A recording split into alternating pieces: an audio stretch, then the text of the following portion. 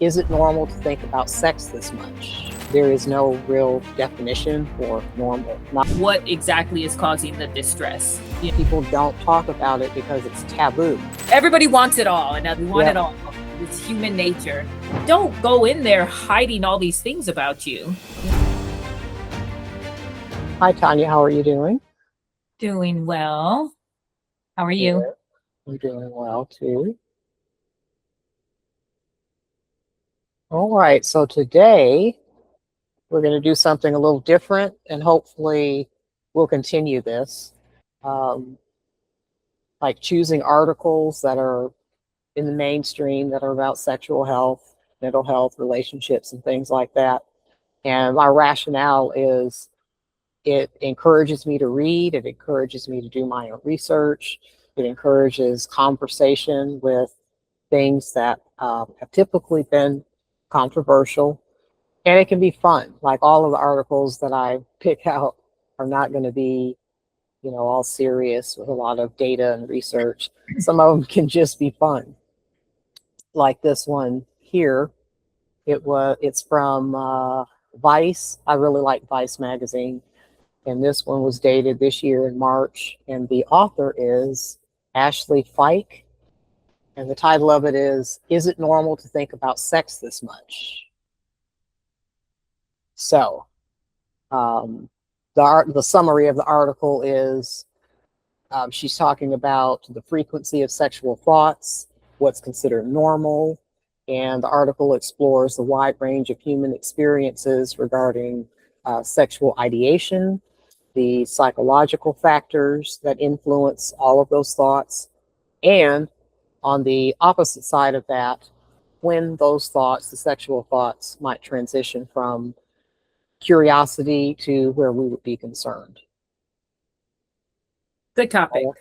Yeah. Typically, I guess in this line of work, people will ask about what's normal. If they think they're not normal because of something, like wanting sex a lot, or if it's not enough, does that mean I'm not normal? And so I usually just tell people there is no real definition for normal, not under this umbrella. Mm-hmm. What are your thoughts about that article about is it normal to think about sex this much? Well, I have also been asked that question quite a bit in therapy sessions. And first of all, there's not an actual, we should say that there's not an actual, DSM diagnosis for sex addiction. It's not a thing that you can be diagnosed with. Mm-hmm. So I always kind of say that in the first place because I think people always assume they have a problem when they're talking about it. Mm-hmm. And, I think there's just the way there's different expressions of how we behave, the different ways that we behave. So, and think, so is it when it comes to sexual behaviors and thoughts. And so some people have a high drive, low drive. And I think, as long as it's not causing some sort of impairment in your life, like it's not causing you to, not be able to go to work and make a living, Mm-hmm. or do things that are criminal. Exactly. Criminal. There's not a right, a standard like, oh, you can only think about it Friday night, Saturday, Mm-hmm. and Monday through Thursday, it's all business. There's not like some sort of routine that needs to be followed. There's not a standard routine. And so I am trying to figure out what exactly is causing the distress. Why are these, what is at the core of why they're bringing up this topic and wanting to talk, have a conversation about it in therapy. Usually it's, anything we have in therapy, right? People are not coming in because, they're having the best time and everything Right. is great and grand. Usually there's another person involved as well, right? Because unless you're just having sex by yourself, there's another person involved that's either saying, I'm not getting enough, or I don't want any more. Like, leave me alone. And so, where are their stress points? And so that, I think, is important to figure out, what is making them bring this up. Usually I find it to be on one end of the spectrum, it could be somebody that's feeling some kind of anxiety or performance matter. And then there, of course, there are a number of reasons for that. And then on the other end, like if that's the not enough sex, or the not being aroused, or that kind, or no desire. And on the other end, where somebody is a little more hyper fixated on sex, it's what we call a problematic sexual behavior. And it could be anything. It could be using pornography. It could be being unfaithful to your partner. It could be, something that you're doing online. It could be anything that's considered problematic. And like what you mentioned, it's causing some kind of dysfunction or distress, like not being able to go to work, or causing problems in the relationship, or, doing things that are dangerous, putting yourself in danger, like having multiple partners and not doing anything to be protective, Right. or have safer sex. We're doing things to violate people's boundaries. Like, that's another problematic sexual behavior. So we usually don't, like, I won't, as a sexologist, like delve really deeply into that unless there's some kind of distress involved. And other than that, everything is normal. Yeah. Right. If it feels good to you and you're not hurting somebody else, you're not hurting yourself, then it's normal. Yeah, I find oftentimes people go into sexual behaviors initially without very much communication, right? You're attracted to someone, and I mean, it's not all the time. Excuse me, I have to sneeze. Ew.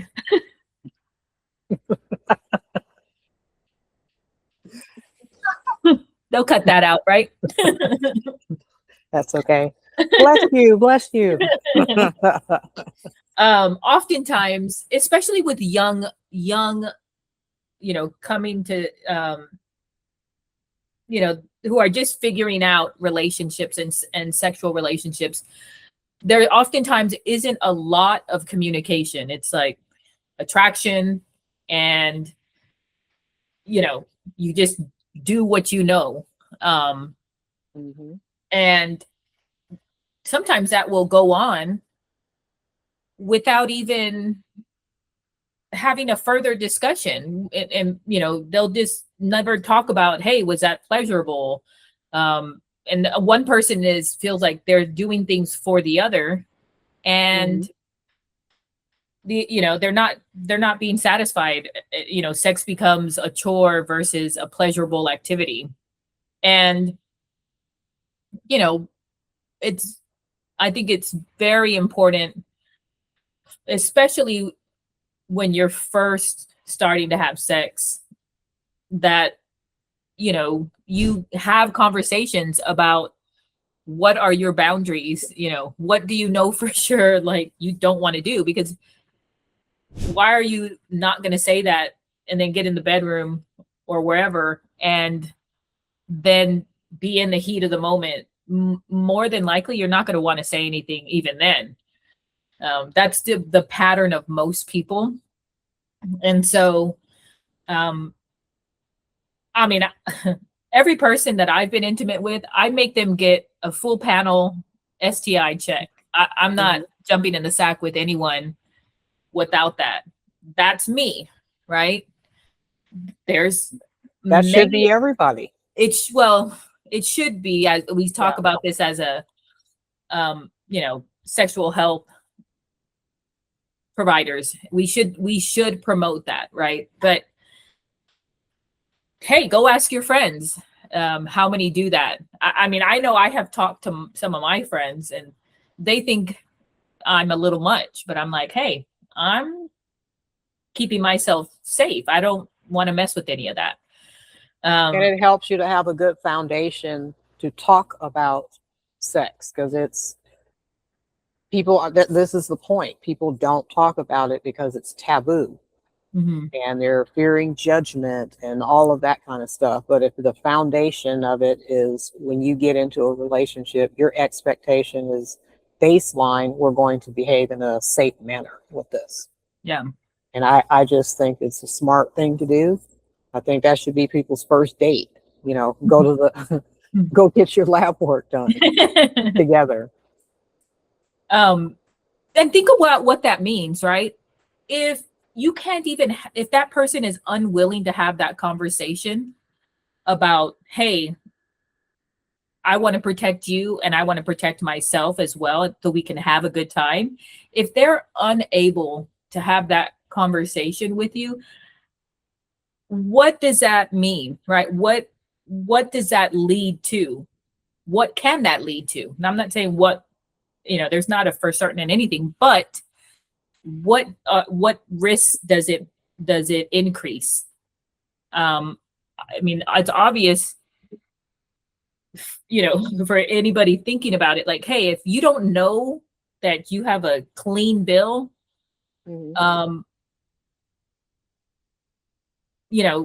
it's a question mark. And Right. And I think you, it gets into consent as well. Like if the other person, the assumption is when you become sexual with somebody that you're hoping that the other person is going to be upfront and safe and all of that and disclose to you if there's anything that needs to be disclosed. So I think consent is also involved here. yeah, And that's another big reason to do it and talk about it. And then, getting back to the am I normal? If you can have foundational conversations and be comfortable with just getting, your lab work done, you'll be able to talk about anything, right, what's normal, what fantasies you have, and all of that. And it won't feel like, oh my goodness, every time I want to talk about sex or say that I'm thinking about sex, then somebody's going to think I'm a freak or something, versus it's normal for me to have those kind of feelings unless they're causing some kind of distress and then I'm acting on them. right, exactly. So is it normal to have lots of sexual fantasies about someone you're attracted to, as long as it's not interfering with different areas of your life? Absolutely. Yeah. You know, And it can be a whole nother topic because this has come up to whether is it normal to fantasize about somebody else if you're in a relationship. So we is can that put a a pin, question? huh? We could Is put that a a pin in question? that one. Yeah, let's see the comments because Yeah. we we all have our friends and family that have an answer to that, and if we all think about it, um, of all the people we know that have answered that, it's going to run the gamut of responses and reasons as to why um, it's either okay or not okay at all. I would just wonder, well, how would you know what somebody's thinking unless they choose to share it with you? Right. Your mind reader. Yeah. She's getting a whipping with her crop. And she likes it. Yes, she's pretending to cry. And she's getting whipping. So I guess that'll be in the video. Phoebe's getting her ass whipped. Baby, her little luscious booty. Well, all right. So I think that was there are other subtopics associated with this, the am I normal? And Yeah. we can talk about it from another couple of angles, like we mentioned, like the am I normal because I'm on the lower end of wanting to be sexual and talking about it or whatever. Does that mean it's some kind of repression or anxiety? Or on the opposite end where it's I want it all the time, I'm thinking about it all the time. So we have lots of space to talk about that. Yeah. I mean, this is like everybody's life of every time I hear the different roles people play and even the songs that are like um I want a lady in the street but a freak in the bed. I'm like, Mm-hmm. there's like, these ideas of like, oh, I want my woman to be proper and then come home and like swing from the from the sex swing. Mm-hmm. Everybody wants it all, in other words. We want it Yep. all. It's human nature. Yep. Well, all right. So instead of clicking off this time, Yeah, because they'll cut it, right? yeah, we'll just get it all in one video. So those of you who are editing, we're getting ready to move on to the next article.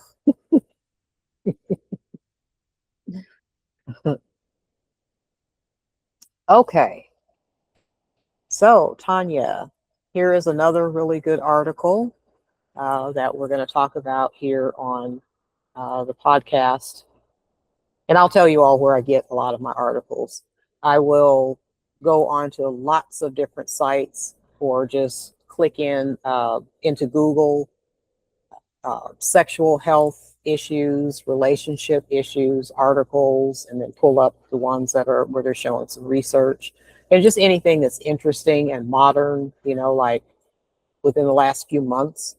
I think they're good talking points. And as I mentioned before, it forces me to read and research and, further my own education and broaden my horizons and have enough knowledge to be able to answer questions and direct clients in the right direction. So let's see. This one is by SciPost, and the title of it is New Research Reveals Why Storytelling Works Better Than Bullet Points on the Online Dating Sites. So let's see here. I'm going to summarize this a little bit, but it's pretty obvious what it's about. Okay. So you know how a lot of time, or what was common before on dating sites, where you're kind of checking boxes about your characteristics and things that you like, and the research is showing that people really want a more narrative style, right? They want that to be on the profile, and it's more attractive and engaging. And people also like pictures that tell a story about somebody and that encompasses your personality traits.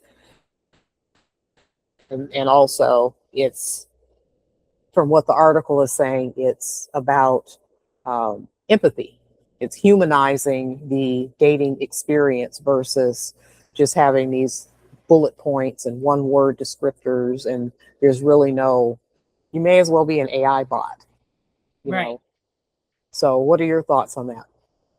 Yeah, I mean, these bullet points, imagine you're going to be asleep, not paying attention.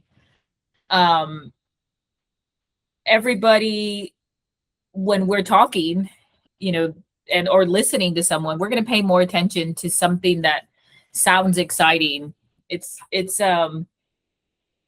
the way that we process information. And Mm-hmm. so if people are wanting to get hits on their dating profile, definitely don't use a bullet point format, Right. because that is going to get you swiped so quickly in the wrong direction.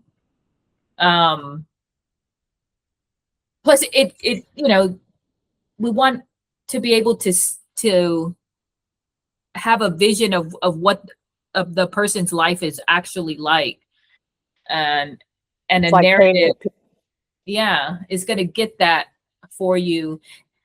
You know, I think of bullet points like as this monotone, you know, Bueller, everybody's tune that out, you know.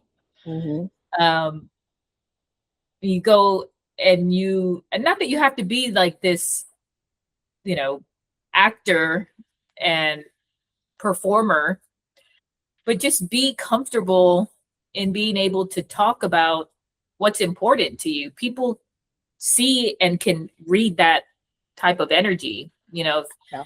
you go in there and you're like, oh, I did this, I did that. They're like, is this person even interested in me? I like to have people um, tell me the story about their tattoos. If I can see someone's tattoos, I like for them to share their story. And usually people are not thinking that somebody's going to ask about that, but the way they light up when they're able to share their story, and they get animated and they show you the other tattoos, and it's really cool to see somebody tell you who they are and use the artwork on their body to do that. So that's another narrative, uh, I guess, photographic way of Yeah. getting somebody to be narrative when they're talking about themselves. Yeah. And you know, thankfully you and I can appreciate an artful tattoo, or Mm-hmm. just the fact that a person doesn't care about having a tattoo. Like, you know, there's some people that are absolutely like, I will never get a tattoo. I would never stain my body. And you're like, oh, okay. But you also have done cosmetic makeup and hair dye and Mm-hmm. but you know, there's some people who are absolutely against a tattoo. And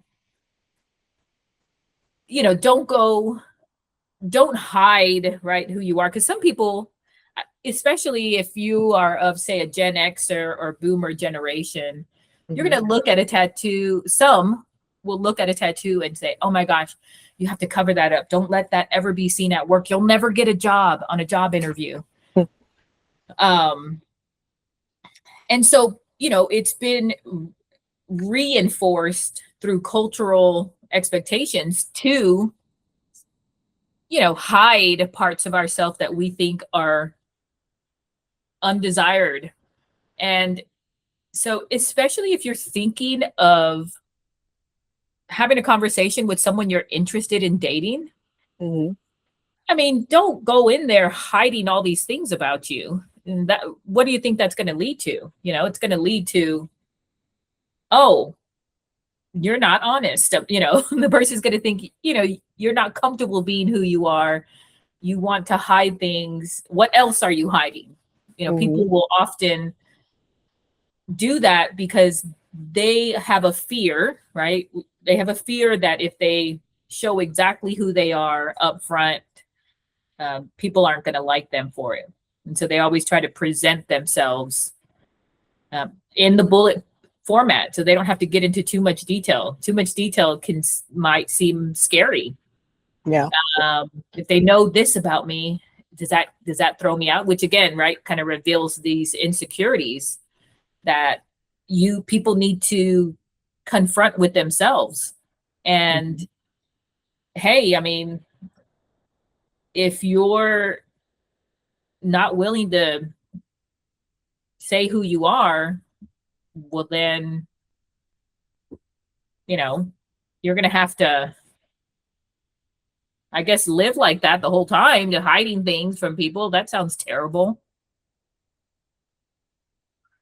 And so this is, I guess, on the comical side of this, people in our profession would probably feel challenged to not get into like a therapy session with the person when we're asked when somebody uses bullet points. I guess we would turn on the therapist brain and say, Oh, you said that you were a very confident person. What does that look like for you? I love You- the reaction of people once they find out that they're going out on a date with the mental health therapist provider. They're like, yeah. everybody straightens up. Hmm. Um, They either think they're being judged, mhm. or on the opposite end of the spectrum, it's, oh my God, this is going to be a therapy session and I'm going to just spill my guts. Yeah, it's an interesting interaction for the first time. I love the people who run away. They're like, you'll be in a group and they're like, oh, this is Tanya. She's a therapist. And they're like, walk off. They're like, Hmm. don't read into me. I'm like, oh, I good. started just telling people when, oh, what do you do for a living? Oh, I dance on tables for a living. Because I don't usually want to tell people right up front that I am a mental health professional. Now, if I say that I'm a sexologist, that actually opens up more conversation and people don't feel like I thought they would feel. They would be like, oh, and then we'd have a good conversation. But mental health, you could just see people like their assholes tighten up like as soon as you say that. Or Yeah. it's somebody that just lets it all out and like, hey, I'm just going to tell you everything about my life. Yeah. That's a very, those two reactions are the most common. Mhm. Um, my dog is chewing something, but yeah, uh, again, we've talked about it before, right? This authenticity Yes. and how comfortable you are with, you know, yourself and, interacting with others, because those are going to be two big factors that determine the quality of the relationships you have. And Yes. so, you know, what do we think what says about the person that bullet points? Like if we had to say, you know, what type of personality that person has, that's a bullet pointer. Probably a guarded person, cautious. Um, it could also be somebody that is like you mentioned, hiding something, being deceptive in some way. So I think it opens the door for that. If like if there's a dating site and you're given an opportunity to do both of those things or a combination of those things, I think that's great. But I can understand more now that we're having this conversation how if it's just bullet points, then it would open up the door for more negative than positive because you don't know who you're talking to. It could be, an AI bot. It could be somebody that's being unfaithful or doing something somewhere else and trying to keep the knowledge of themselves um, away from others. And chances are, if they're doing all of that on one site, they're doing it on another, and it makes it easy for them to remember what they said Yeah. when you're using bullet points. To me, I envision like a very structured person Uh-huh. that's, um, you know, maybe in some sort of like law enforcement, or like, that's like militant, like Hmm. that's what I envision. Or somebody who might want to rush through things. And I think, Hmm. well, is this person going to take their time and like foreplay and like, or are they just going to be wham bam, thank you, ma'am, I'm out? Yeah. Um, so, and then granted, this is our opinion. I mean, Hmm. somebody that bullet points could throw a curveball and they could be the most caring, caressing, you know, lover of all time. Maybe they were just rushed, right? Like maybe there was a reason they just like, I just want to get this done so I can. Yeah. They didn't have the understanding. I mean, we're specifically that talking about like a dating profile, Hmm. but just like we have our assumptions of what that indicates, and Hmm. you know, it's already obviously it's been studied to say that it's not appealing, it's not attention grabbing. So why do it? Why would you want to lower your chances of connecting with the person that if you're looking to date? So um you know, don't do it, as a therapist says. Don't do it. So how would you, instead of using some of the one word descriptors, like say, for example, if you say in your profile, using bullet points like, um, I have a good sense of humor, I'm very energetic, I'm an extrovert. And Yeah. so, how would you put that in more of a narrative storytelling format on a profile? Well, it would definitely be more descriptive, something, telling a story of when the last time they had a comical interaction. And What about you? So if you said, mm, if you were to be on a dating profile and you use one of the descriptors, I am an extrovert. yeah, What does that mean? I would say that the things I enjoy doing, for example, I would say I love hanging out and socializing. You can find me on a Saturday night karaokeing at my local bar, but Okay. also volunteering at the, you know, Children's Bereavement Center, because I think those are important things. I believe in singing is something that allows me to prove how bad my voice is to others, right?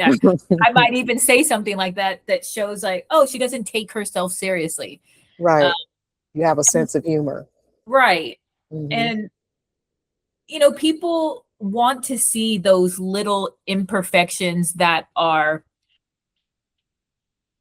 not so curated, right? Not like Yeah. these, well, one time I got a C on a test, but the teacher made a mistake and it was really an A minus. It's like, okay, that wasn't even That's really not anything. interesting. Yeah. Um, You're waiting for the punchline. yeah. Or like something that maybe would be like, I think of what I just told you about my dad. Like, he could totally use that story Hmm. to portray this image of like, oh, well, that was really embarrassing, but I didn't have a belt. I said I needed a belt, Yeah. just going with the bumps in life. Like people want to see you have resilience and Hmm. that you're not going to get taken down by a minor thing that we all know happens in our lifetime often, right? Life doesn't just go continuously up our entire life. I mean, you're going to have ups and downs. How do you handle them? Because a person's not going to want to be with someone that is a whiny complainer, and they make life harder, right? We want a partner in life that is like, all right, we got this, like we're going to get through it. And so I would encourage people, like, tell a story of where that, like, really I think of like the college as when you're trying to apply for a college, Hmm. like telling them, tell us, we want to hear, we want to see who you are. That's what people want. It's not these bullet points. It does not have the same effect. Right. Telling a story, something funny, something embarrassing, um, Something because it can, quirky. yeah, because it can capture so much of your personality. The way you tell the story, if you took it seriously, if it was something embarrassing but ended up now it's a funny story. Yeah. Um, I think, yeah, I think people should do that. That should be everybody's homework. If you're on a dating website, tell some kind of funny story about yourself or an embarrassing story about yourself. Because obviously it's not that embarrassing if you're going to tell it on a, a dating site. you found some humor in it. So, And if it's embarrassing, why don't you give a therapist a call and we'll talk about it? right. Um, Tanya can help. Tanya is volunteering to help you through your shame and your guilt. it's from your mother. Yes, all of those bad mothers. Everything gets blamed on moms. Either blamed on mom, a controlling mom, or an absent father. It's your parents. There. No, I'm just It's kidding. their fault. But really, this is what people. You want to enjoy life. You have some of these things that are keeping you not so happy and worried you're constantly thinking about what are others thinking of me. um Definitely some cognitive restructuring that needs to Yeah. happen. You shouldn't be talking about yourself in a negative way. Right. All And we jokes would aside. hope, we Yeah. would hope that people weren't putting a bunch of um, negative, self-deprecating kind of stuff on a dating site, because I guess from our perspective, it would be a red flag. Yeah, right. So No now people are going to go self-deprecating or others or other, doing that about exes, right? right. Yeah, that could be a thing.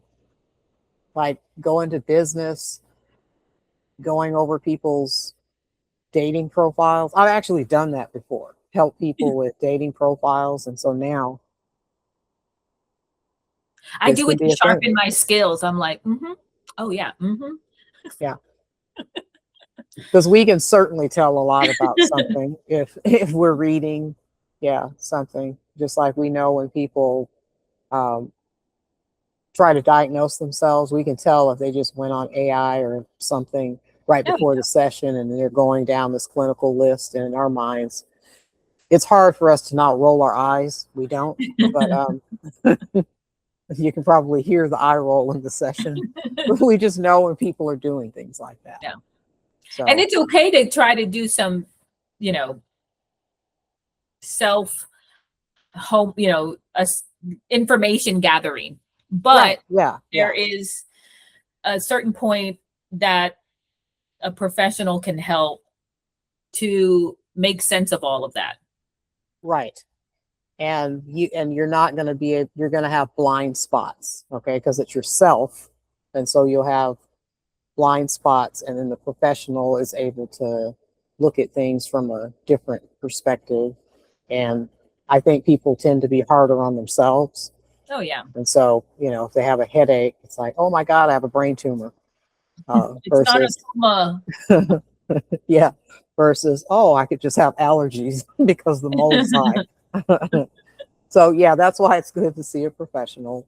Um, and we're joking around about this now, but see a professional, a life coach, a therapist, a sexologist.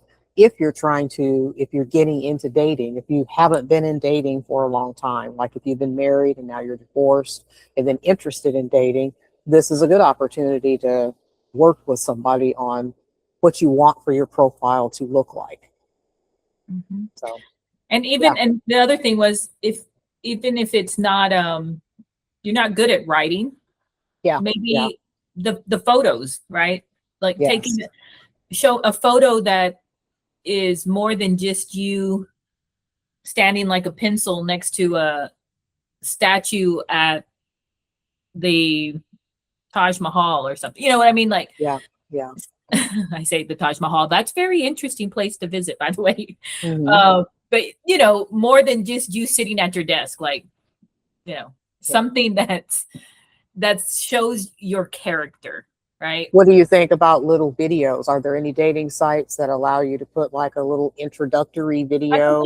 there are. Or because Yeah. I think that would be helpful too, because Yeah. it's real, and it's humanizing, like we're Yeah. describing. It's you get to see if you're going to click with somebody because you have more information there. And I Mhm. think now that we're talking about this, it could be a safety thing too. Oh yeah. You know, you're getting to see this is who this person is. This is who I can expect to see if I go out on this date, you know, that kind of thing. And so I think I don't see any negatives of this at all. Yeah. Being as authentic as you can be, and yeah, Yes. on a dating site. So thank you to Gurrit Birnbaum Mm-hmm. for giving us pointers on online dating, and